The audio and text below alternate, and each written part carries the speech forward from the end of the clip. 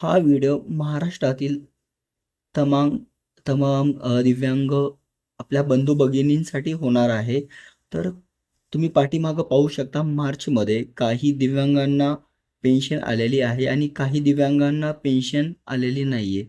तर तुम्ही घरी बसून पेन्शनचं स्टेटस कसं पाहू शकता, ते सगळे डिटेल्स आपण ह्या व्हिडिओमध्ये पाहणार आहोत. तर नमस्कार, माझं नाव आहे सॅम घोडके. सॅम घोडके मराठी चॅनलमध्ये तुम्हा सर्वांचं मनापासून स्वागत आहे. तर चला स्टार्ट करूया. स्टार्ट करण्याअगोदर तुम्ही या चॅनलवर पहिल्यांदा आला असाल, तर या चॅनलला नक्की सबस्क्राईब करून ठेवा. कारण ह्या चॅनलवरती महाराष्ट्रामधली नवीन स्कीम आणि दिव्यांगा रिलेटेड हर एक छोटी-मोठी अपडेट तुम्हाला ह्या चॅनलवरती सतत भेटत राहील. तर चला आपण डायरेक्ट पुढे वळूया.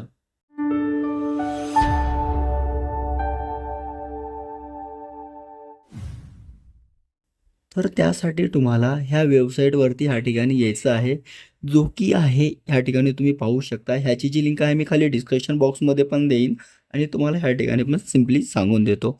तर SASmaha.org हे तुम्हाला तुमच्या ब्राउझरमध्ये टाकून घ्यायचं आहे. तुमचा फोन असो किंवा तुमच्याकडे लॅपटॉप असो, त्यामध्ये हे तुम्हाला वेबसाईटची URL टाकून घ्यायची आहे. याची तुम्हाला तशी सापडत नसेल तर आपलं टेलिग्राम चॅनल आहे. टेलिग्रामची चॅनल मी खाली डिस्क्रिप्शन बॉक्समध्ये देतो. तिथून तुम्ही टेलिग्राम चॅनल जॉइन करू शकाल आणि त्यासोबतच मी खाली आपली WhatsAppचा ग्रुप आहे त्याची पण लिंक देतो. त्या WhatsApp ग्रुपवरती आपले जे नवीन GR वगैरे असतात, ते सगळे तुम्हाला त्या ठिकाणी भेटतील आणि जे इम्पॉर्टंट लिंक्स वगैरे असतात, सो ते पण तुम्हाला सगळ्या WhatsApp ग्रुपमध्ये भेटतील. तर नक्कीच तुम्ही टेलिग्राम आणि WhatsApp चॅनल जॉइन करून घ्या. तर चला आपण टॉपिकवरती वळूया. तर तुम्ही हे पाहू शकता, हे DBTची ऑफिशियली वेबसाईट आहे आणि ह्याच वेबसाईट थ्रू आपल्याला त्याची सगळी फाइंड वगैरे आपण करू शकतो, की आपल्या पगारीचं जे पेन्शन वगैरे भेटते त्याचं स्टेटस काय आहे. तर मला मी समजू शकतो, की पेन्शन नाही आल्यामुळे दिव्यांगजनांना काय प्रॉब्लेम फेस करावे लागतात. सो कारण माझ्या फॅमिलीमध्ये बी मला इन्क्लूड करून दोघंजण अपंग आहोत. टोटल तसं आमच्या फॅमिलीमध्ये आम्ही तिघंजण अपंग आहोत. तर मला त्याचा चांगला अनुभव आहे, की काय-काय जो फायनान्शियल प्रॉब्लेम येतात, तो मी समजू शकतो. तर ह्या ठिकाणी आल्यानंतर तुम्ही ह्या ठिकाणी मी तुम्हाला दाखवून देतो, की पुढची स्टेप काय असेल ते. तुम्हाला आणखीन डीपमध्ये त्याची पूर्ण इन्फॉर्मेशन भेटण्यासाठी एक तुम्हाला मी तर रेड कलरचा एक कर्सर दाखवत आहे आणि तुम्ही ह्या ठिकाणी राईट केलेला बघू शकता. हा मी तर टिक मार्क गोल करत आहे.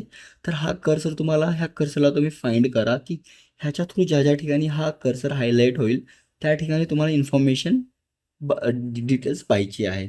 सो त्यामुळे हा तुम्हाला इथं मी जो हे आहे मी तयार केलेला आहे छोटासा कर्सर. तुम्ही ह्याला फाइंड करू शकता. तर तुम्ही आता आपण मेन टॉपिकवरती वळूया. तर ह्या ठिकाणी तुम्हाला खाली एक ऑप्शन दिसतोय, लाभार्थी स्थिती. तुम्ही ह्या ठिकाणी पाहू शकता आहे. ह्या ठिकाणी जी मी गोल करत आहे, सो तुम्ही ह्या जे लाभार्थी स्थिती आहे, ह्या ठिकाणी तुम्हाला ओके करायचं आहे. ह्या ठिकाणी हा जो लिंक दिसते, हे तुम्हाला ओपन करून घ्यायची आहे. तर हे आपण ओपन केल्यानंतर तुम्हाला काय डिटेल्स भरायचे आहेत, ते पण मी तुम्हाला ह्या ठिकाणी दाखवतो. लाभार्थी स्थिती ह्या बटनावरती क्लिक केल्यानंतर आपल्यासमोर एक असा इंटरफेस येतो. ह्या ठिकाणी आपल्याला तुमची बेसिक इन्फॉर्मेशन फिल करायची आहे. बेसिक म्हणण्यापेक्षा आपण ह्याला फक्त तुमची जो आधार कार्ड आहे तुम्ही इथं बघू शकता. हा जो आधार कार्डचा नंबर आहे तुम्हाला ह्या ठिकाणी टाकून घ्यायचा आहे. तर हे जो इथं डायलॉग बॉक्स दिसतोय, ह्यामध्ये तुम्हाला जो आधार कार्ड आहे, जो लाभार्थी आहेत, ज्यांना पेन्शन भेटते, जो दिव्यांग आहेत, त्यांचा इथं तुम्हाला आधार नंबर टाकून घ्यायचा आहे. आधार नंबर टाकून घेतल्यानंतर हा तुम्हाला इथे जो कॅप्चर दिसतोय, हा मी ह्या ठिकाणी हायलाईट करून देतो तुम्हाला दाखवतो तुम्हाला. तर हा जो कॅप्चर आहे, हा कॅप्चर तुम्हाला ह्या ठिकाणी खाली फिल करून घ्यायचा आहे. फिल करण्याअगोदर तुम्हाला सांगतो तुमचा जो आधार कार्ड आहे, हा जो आपलं आधार कार्ड आहे, ह्या ठिकाणी तुमचा मोबाईल नंबर लिंक असणं खूप गरजेचं आहे. कारण ह्या मोबाईल नंबरवर तुमच्या ओ-टी-पी येतो. ओ-टी-पी येतो तो हा जो ओ-टी-पी तुमच्या मोबाईल नंबरवर येतो, तर ओ-टी-पी तुम्हाला ह्या ठिकाणी टाकावा लागतो. हा ओ-टी-पी टाकल्यानंतर तुमचे जे डिटेल्स आहेत ते फाइंड होतात. तर ते ओ-टी-पीची डिटेल्स तुम्हाला ह्या ठिकाणी टाकून घ्या. त्यासाठी तुमच्या मोबाईल नंबरला आधार लिंक होणं हे खूप जास्त इम्पॉर्टंट आहे. तेच लिंक असलं तर तुम्ही हे बाकीची डिटेल्स इथं तुम्ही पाहू शकतात. तर तुमचा जो आधारला कार्डचा मोबाईल नंबर लिंक आहे तो फोन तुम्ही तुमच्याजवळ ठेवून घ्या. तर आता आपण त्याचा जो लाभार्थ्याचा आधार नंबर आहे तर ह्या ठिकाणी आपण त्यांचा आधार नंबर टाकून घेऊया. तर ह्या ठिकाणी पाहू शकता आपण इथं लाभार्थ्याचा आधार क्रमांक टाकला आहे. मी काही प्रायव्हसी असल्यामुळे मी त्यांना हाईड केला आहे. जो काही बाकीचे पुढचे नंबर्स आहेत ते हाईड केले आहेत. जे आधार कार्डचे काही नंबर आहेत तेवढेच फक्त दिसतात ह्या ठिकाणी. आणि खाली आहे जो तुम्हाला आहे तर तुम्ही बघू शकता कॅपिटल.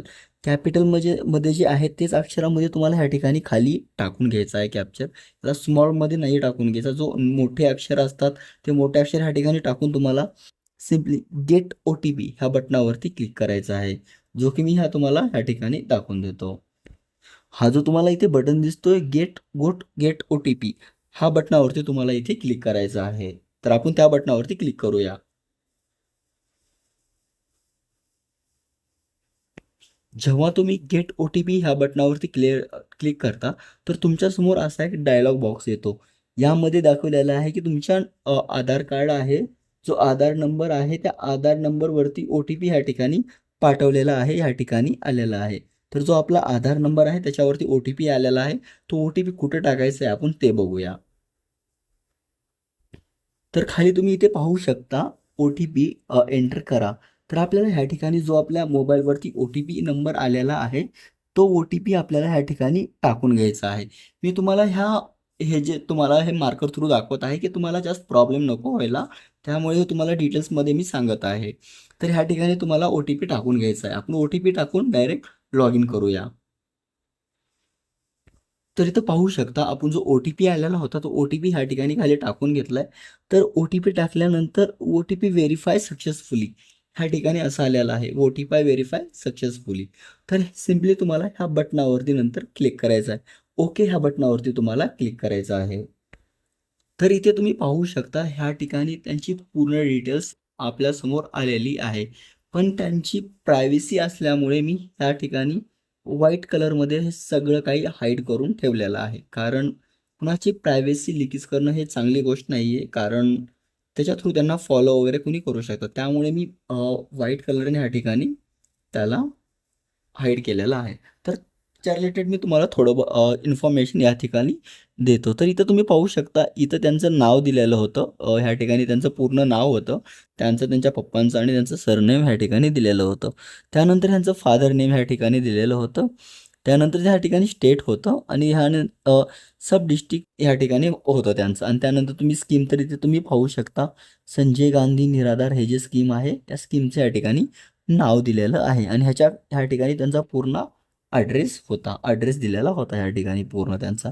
आणि ते खाली तुम्ही हे जे पाहू शकता हे खूप जास्त इम्पॉर्टंट आहे. हा जो तुम्ही रजिस्ट्रेशन नंबर आहे ना, हा तुम्हाला कॉपी करून घ्यायचा आहे. ह्या ठिकाणी फक्त त्याचे काही नंबर्स ह्या ठिकाणी दाखवले आहेत, पण त्याचे बाकीचे नंबर आहेत ते हाईड करून ठेवलेले आहेत. तर हा नंबर जो तुम्हाला इथे दिसेल, हा नंबर तुम्हाला कॉपी करून घ्यायचा आहे किंवा हा नंबर तुम्ही कुठेतरी नोट डाऊन करू शकता. हा नंबर आपल्यासाठी खूप महत्त्वाचा होणार आहे. आणि ह्या ठिकाणी एनी अपडेट किंवा नेम अपडेट्स त्याची डिटेल्स त्या ठिकाणी दिलेली आहे. आणि आपण आता इथे साईटला पुढे येऊया. तर पुढे आल्यानंतर तुम्ही पाहू शकता इथं त्यांचं आधार नंबर जो आहे, आधार नंबर दिलेला आहे. त्यानंतर त्यांचा इथे मोबाईल नंबर दिलेला आहे. मोबाईल नंबर दिल्यानंतर त्यांचं इथं जे डिस्ट्रिक्ट आहे, जिल्हा दिलेला आहे. त्यानंतर त्यांचं गावाचं नाव या ठिकाणी दिलेलं होतं. आणि त्यानंतर तुम्ही खाली आल्यानंतर त्यांचा जो आधार म्हणजे आधार लिंक आहे का त्यांच्या ह्याच्याशी, तर येस आहे. आधार लिंक आहे त्या ठिकाणी त्यांनी येस म्हणून दिलेला आहे. आणि लेटेस्ट यांनी आधार अपडेट कधी केलेलं आहे तर तुम्ही इथं पाहू शकता 2026/3/23. तर 23 तारखेला ह्यांनी मार्चमध्ये म्हणजे सॉरी मार्चमध्ये 23 तारखेला ह्यांनी व्हेरीफाय केलेलं आहे आधार कार्ड. आणि आधार कार्ड अपडेट पण त्यांनी ह्या डेट्सला केलेलं आहे. तर ज्यांनी ज्यांनी हे अपडेट्स केलं आहे तर त्यांनाच पगार येणार आहे. त्यांनाच पेन्शन येण्याची शक्यता आहे. त्यांनी हे तहसीलदारांनी पण ऑलरेडी सांगितलेलं होतं की ज्यांनी ज्यांनी हे अपडेट्स केलेले आहेत तर त्यांनाच येणार आहे. कारण त्याच्या थ्रू त्यांना फाइंड होतात की सध्या दिव्यांग किती अवेलेबल आहेत. कारण काही अपघात होऊ शकतो काही जणांचा, काही एक्सपायर वगैरे होऊ शकतं. तर ते KYC थ्रू हे करून घेतात की हा अवेलेबल आहे. व्हेरीफाय करून घेतात की त्यांना सध्या आपल्या मानधनाची गरज आहे. तर हे डिटेल्स या ठिकाणी ह्याच्यामुळे ते फाइंड करू शकता. तर ज्यांनी ज्यांनी आतापासून तहसीलमध्ये जाऊन आपले डॉक्युमेंट्स दिले नाहीत, ते तुम्ही नक्की जाऊन तहसीलमध्ये डॉक्युमेंट्स द्या. किंवा तुम्ही तुमच्या फॅमिली थ्रू कुणाचे पण जो तुमचा भाऊ किंवा ताई, दिदी जे आपल्या फॅमिलीमध्ये आहे, तर त्यांच्या थ्रू पण तुम्ही डॉक्युमेंट्स त्यांना देऊ शकता. ते पण ते एक्सेप्ट करून घेतात. तर त्यासाठी तुम्हाला डॉक्युमेंट्स या ठिकाणी मी थोडं दाखवून देतो की तुम्हाला डॉक्युमेंट्स काय काय द्यायचे आहेत ते लक्षात ठेवा. पहिल्यांदा आपल्याला इथं फर्स्ट जो द्यायचं आहे आधार कार्ड आपलं.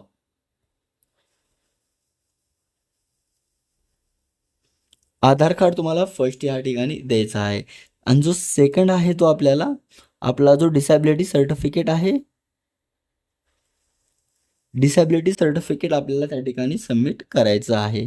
आणि जो तिसरा आहे ते आपली UDID. UDID कार्ड जो आहे आपल्याला, UDID कार्ड पण तुम्हाला त्या ठिकाणी सबमिट करायचं आहे. त्यानंतर फोर्थ जे आहे आपलं बँक पासबुक. बँक पासबुकचं झेरॉक्स आहे त्या ठिकाणी तुम्हाला बँक पासबुकचं झेरॉक्स पण त्यांना तुम्हाला सबमिट करायचं आहे.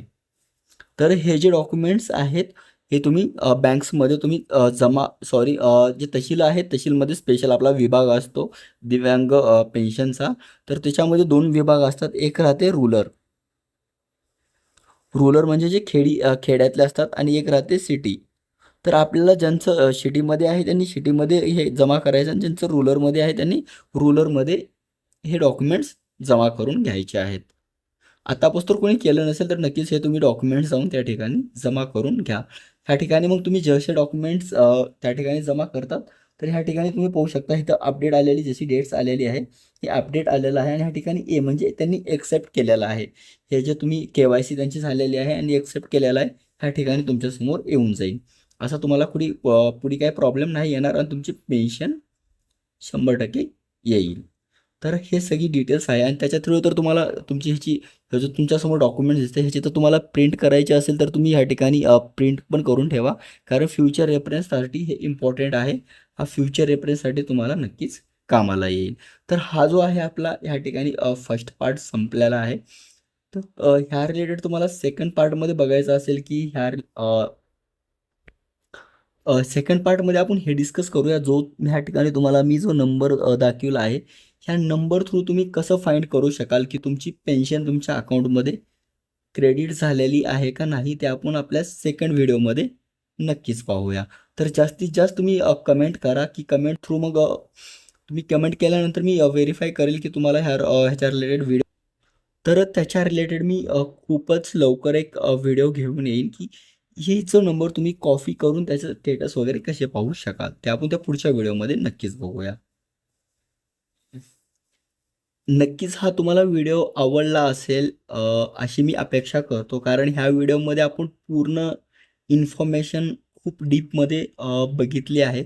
त्यामुळे हा नक्कीच तुम्हाला व्हिडिओ आवडला असेलच. तर हा व्हिडिओ तुम्हाला आवडला असेल तर तुमच्या जवळचे जे दिव्यांग बंधू भगिनी आहेत आपले, त्यांना पण शेअर करू शकता. किंवा जे संजय गांधी निराधार जे पेन्शन वगैरे घेतात तुमच्या फॅमिलीमध्ये किंवा तुमच्या फ्रेंड्समध्ये, तर त्यांच्यासोबत हा व्हिडिओ नक्की शेअर करा. कारण तुमच्यासोबत त्यांना पण छोटीशी मदत होऊन जाईल. तर चला परत भेटूया एक नवीन व्हिडिओसोबत, एक नवीन अपडेट घेऊन. तोपर्यंत स्वतःची काळजी घ्या. जय हिंद, जय महाराष्ट्र.